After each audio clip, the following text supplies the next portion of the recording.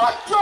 তুমি যার টিকি ধরে রাজনীতি করো, সে মাথা নিচু করে মমতা ব্যানার্জিকে প্রণাম করে, আর তুমি মমতা ব্যানার্জির নাম জিজ্ঞেস করছো। শেখ ব্যানার্জি যে পোস্টারটা দেখাচ্ছে এবং যেভাবে কান্নাকাটি করছে, আমরা দেখে তো অবাক হয়ে যাচ্ছি যে আমাদের প্রধানমন্ত্রী মুখ্যমন্ত্রীকে একটা প্রণাম করেছে বলে যে সেখানে দাঁড়িয়ে যেইভাবে কান্নাকাটি করছে অভিষেক ব্যানার্জি, আমরা তো অবাক হয়ে যাচ্ছি। একবার কাঁদো তো অভিষেক ব্যানার্জি দেখি।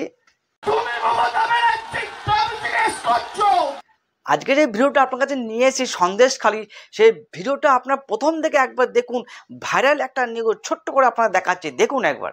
আজ এই ৭২ জন আন্দোলনকারী মহিলাদের যে টাকা পয়সা দেওয়া হয়েছিল, অ্যামাউন্ট কি ছিল? ২০০০।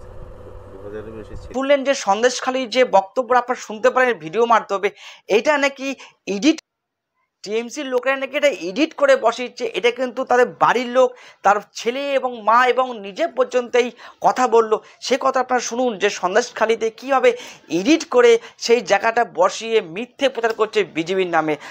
ভিডিওটা আপনারা একবার দেখুন। আমার গলাকে বিকৃত করে হাই টেকনোলজির মাধ্যমে আমার গলাকে বিকৃত করা হয়েছে।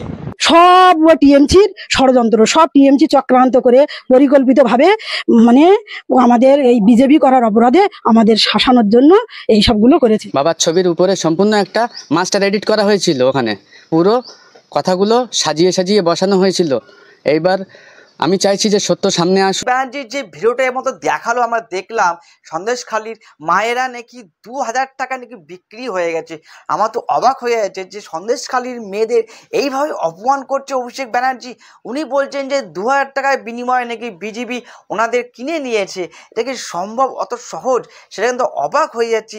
তো এইবার সেই যে ভিডিওটা চালিয়েছে অভিষেক ব্যানার্জি, সেটা যে কত বড় মিথ্যে সেই কথাটা এই বাড়ির লোকই প্রমাণ দিয়ে দিল যে না, তাদেরকে ভয় দেখিয়েছে, টিএমসি থেকে ভয় দেখিয়ে তাদেরকে এই কথা বক্তব্য রাখা হয়েছে। তারা নাকি সাধারণ একটা বিজেপি কর্মী, তাদেরকে ভয় দেখিয়ে এই সমস্ত করা হয়েছে। সেই ভিডিওটাও আপনারা একবার দেখুন। আপনারা এই ভিডিওটা খালি দেখুন কিভাবে বাংলাকে কুলসিত করেছে এরা। আপনারা দেখুন, আমি ভিডিওটা চালানোর জন্য অনুরোধ করছি। কি লেভেলের কাজ করেছে? রেপ হয় নাই, তাকে রেপে কনভার্ট করে দিয়েছে।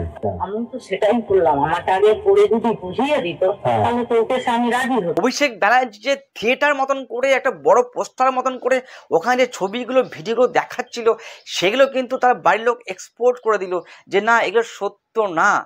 এবং সত্য না বলেই কিন্তু অভিষেক ব্যানার্জি এবার পাড়ায় পাড়ায় ঢুকে যাচ্ছে সে ভিডিওগুলো লোককে দেখাবার জন্য।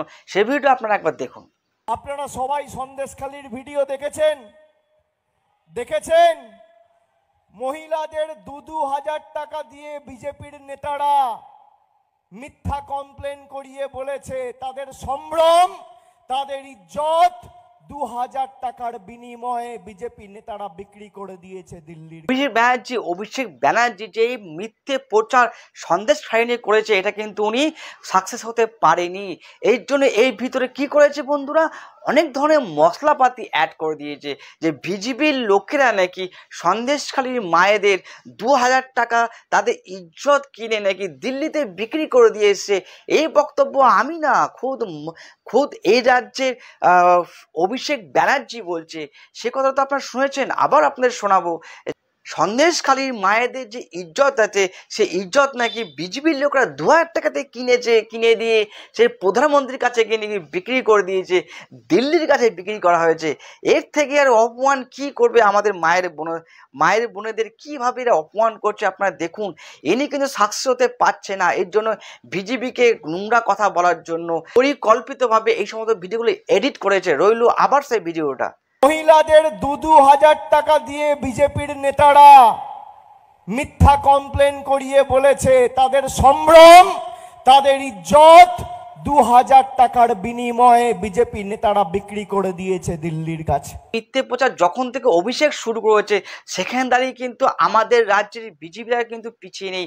তারাও কিন্তু এবার এই ২,০০০ টাকায় যে কেনা হয়েছে রেখাপাত্রকে, এই সময় যে মিথ্যে প্রচার শুরু করেছে টিএমসি, তাকে কিন্তু মক্ষম জবাব দিয়ে দিল আমাদের বিজেপির সাংসদেরা। সেই ভিডিওটা আপনাদের একবার দেখাই, দেখুন। ২,০০০ টাকায় রেখাপাত্রকে কেনা হয়ে গিয়েছিল। 2000 টাকায় রেখাপাত্রকে কেনা হয়েছিল মমতা ব্যানার্জি। তুমি কত টাকায় বিক্রি হও? তুমি কত টাকায় বিক্রি হও? তোমার হাতে তো 8 লাখ টাকা গুঁজে দিলে একটা চাকরি দাও, তোমার হাতে 10 লাখ টাকা গুঁজে দেয় এবং দিয়ে রেশনকে হাওয়া করে দেয় অন্য দেশে।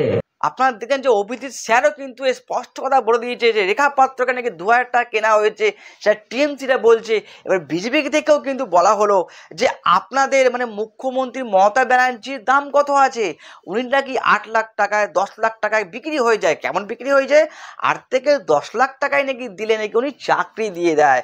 তো বন্ধুরা আপনারা জেনে নিন, যারা যারা 8 থেকে 10 টাকা দিতে পারবেন তারা কিন্তু পড়াশোনা করে লাভ নেই, তারা মমতা ব্যানার্জির হাতে টাকা দিয়ে দিন, আপনারা সরকারি চাকরি বাড়িতে পাকা হয়ে যাবে।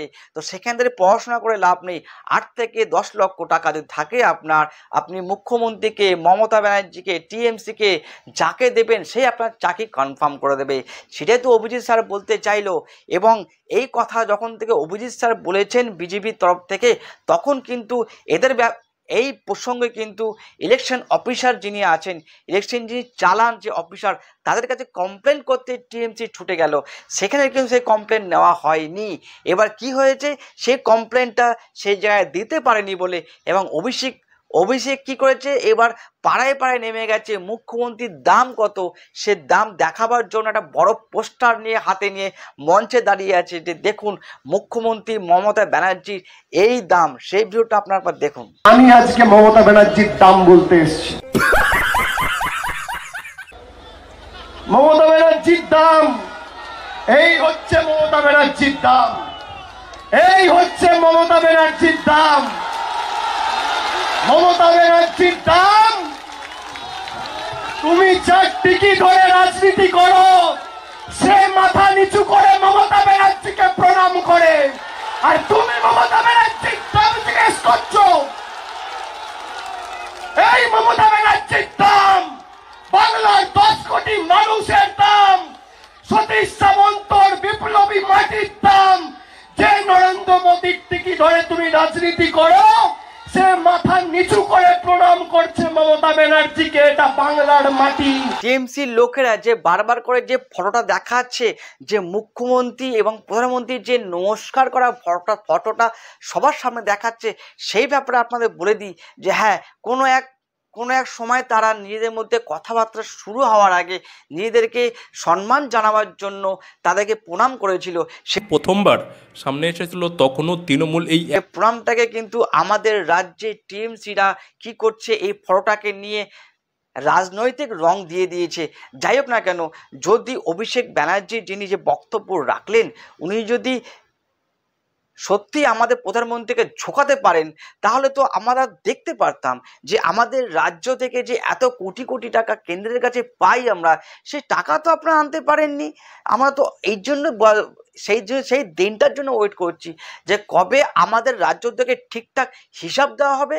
সেই হিসাব দেখে প্রধানমন্ত্রী নিজের দপ্তর থেকে পারমিশন দেবে যে হিসাব পাওয়া গেছে, এবার ওয়েস্ট বেঙ্গল যে টাকাটা পায় সেই টাকাটা দিয়ে দেওয়া হোক। কই সেই দিন তো আমরা দেখতে পাচ্ছি না। তো আপনারা একই কথা একটা ছবি দেখিয়ে বারবার বলছেন যে প্রধানমন্ত্রী নাকি আমাদের মুখ্যমন্ত্রীর কাছে মাথা নত করেছে।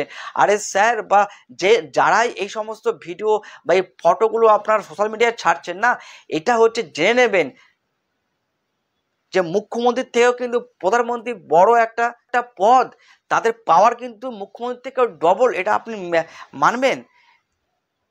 মুখ্যমন্ত্রী বড় একটা পদ নয়, মুখ্যমন্ত্রী শুধু রাজ্যের জন্য, সারা দেশের জন্য নয়, এটা কিন্তু আপনারা ভুলে যাচ্ছেন বারবার করে। তো এর জন্যই বলছি যে ভুল বক্তব্য আপনারা রাখবেন না।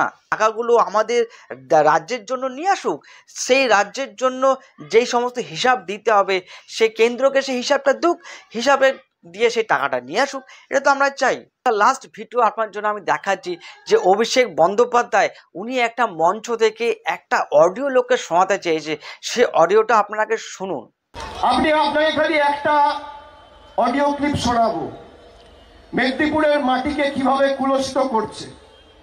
উনি বলেন বিজেপি গঙ্গা আর তৃণমূল নর্দমা।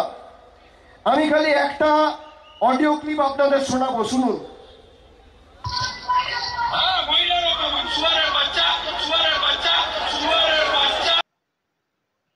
অভিষেক যে অডিওটা শোনালো সেখানে নাকি শুভেন্দু অধিকারী গালাগাল দিয়েছে, তার জন্য নাকি মেদিনীপুরের ভূমি, মেদিনীপুরের মাটি নাকি অপবিত্র হয়ে গেছে। সেই জায়গায় দাঁড়িয়ে উনি তো এই বক্তব্য রেখেছেন, ঠিক আছে শুভেন্দু অধিকারী এটা ভুল করেছেন, কিন্তু আমাদের রাজ্যের মুখ্যমন্ত্রী, আমাদের রাজ্যের পিসি যাকে বলি আমরা, সে যেই সমস্ত বক্তব্য রেখেছে সে বক্তব্যটা কিন্তু অভিষেক বন্দ্যোপাধ্যায়কে শুনতে হবে, এবং তার সাথে অল ওভার ইন্ডিয়া কেন প্রত্যেকটা মানুষকে শুনতে হবে। মমতা ব্যানার্জি সে ভাইরাল একটা, আপনারা শুনুন ভালো করে হেডফোন লাগিয়ে ওনার বক্তব্যটা কি অ্যাকচুয়ালি রইল সেই মমতা ব্যানার্জির ভাইরাল ভিডিও। তোমার 7 টাকা বাড়ানোর দরকার নেই। এবার আমি তমলুকের ভাইদের মায়েদের জিজ্ঞেস করতে চাই, নর্দমাটাকে 8 টাকা বাড়ানোর দরকার নেই।